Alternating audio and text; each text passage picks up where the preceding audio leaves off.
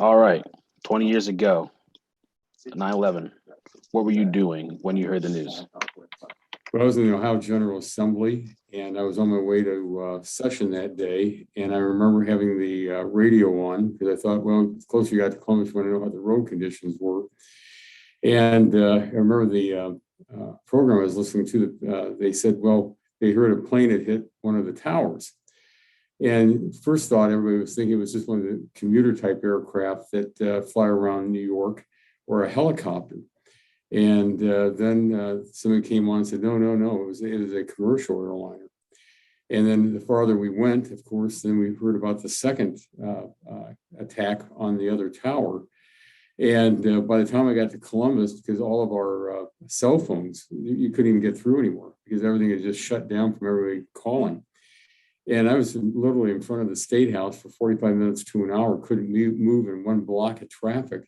Saw another member coming out, said they just told us to go home because they didn't know what to do. And so, from finding out what happened with the attack on the two towers in New York, and then, of course, the attack on the Pentagon, and then the aircraft coming down in Pennsylvania that all those brave passengers brought down.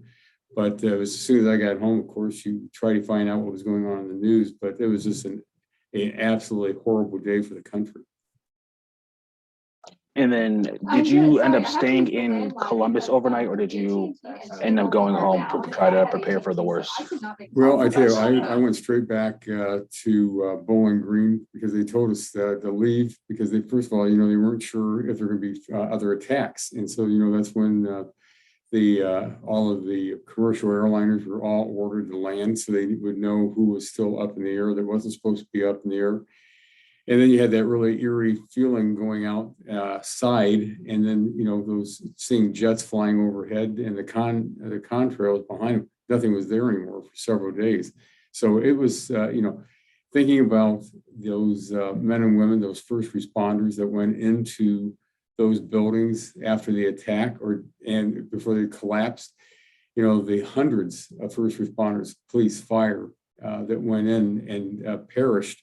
And seeing their faces and knowing, the thoughts had to be on their mind, they might not come back out, but trying to rescue as many people as they possibly could.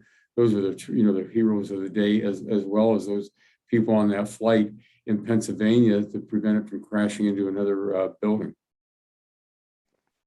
And then now, Ohio being the next door to Pennsylvania, even though it's kind of on the eastern part of the state, was there a plan of action that the governor at the time had, or that the General Assembly started to work on?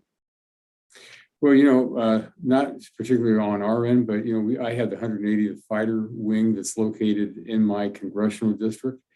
The men and women in the 180th were really some of the first response on the Air Force side that day and getting aircraft up.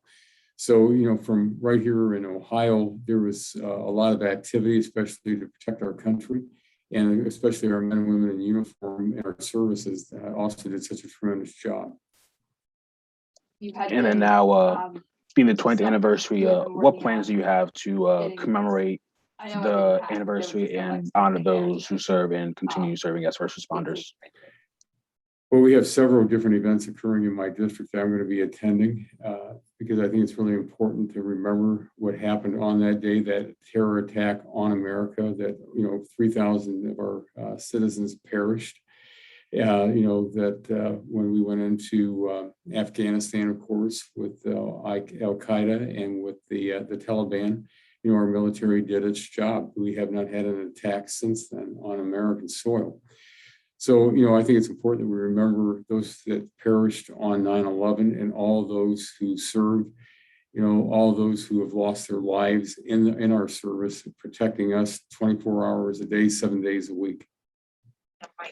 This might be a little bit kind of a similar question I just asked you, but what would you say to those who weren't born after 9/11 or don't really have that memory of what happened that day? Because I was probably like the very last generation to kind of grasp what happened or know something bad happened that day.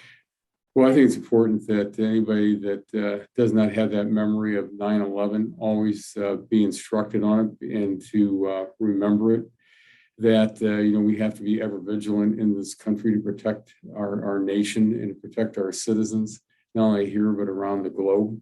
And so again, there's I was a history major in school, and the old history saying is that he who forgets the past is condemned to repeat it. And so we want to make sure that, the younger generations always will remember 9/11 and what happened on that day, and why it's so important for us to always be prepared and ever vigilant. And with the war in the Middle East and Afghanistan finally coming to a close, are you kind of breathing a sigh of relief that this was all worth it 20 years later, that we came and got the job done, or you think that there's something left unfinished? Well, first, our men and women in our armed services did their job. As I said, that we have not had an attack on American soil. And so it's so important that they did what they did in Afghanistan. They made sure that we remained safe. And for all the thousands who lost their lives and all those who were wounded, we've got to take care of their families and help those that are wounded. Because again, they bear those scars of that war. But again, we know that we have to be vigilant, because with the Taliban back in control in Afghanistan, and most likely to see Al Qaeda, the ISIS attack that killed 13 of our brave men and women just last week, that we can never forget this. And so it's so important that, we always thank our men and women in our armed services for what they do for us.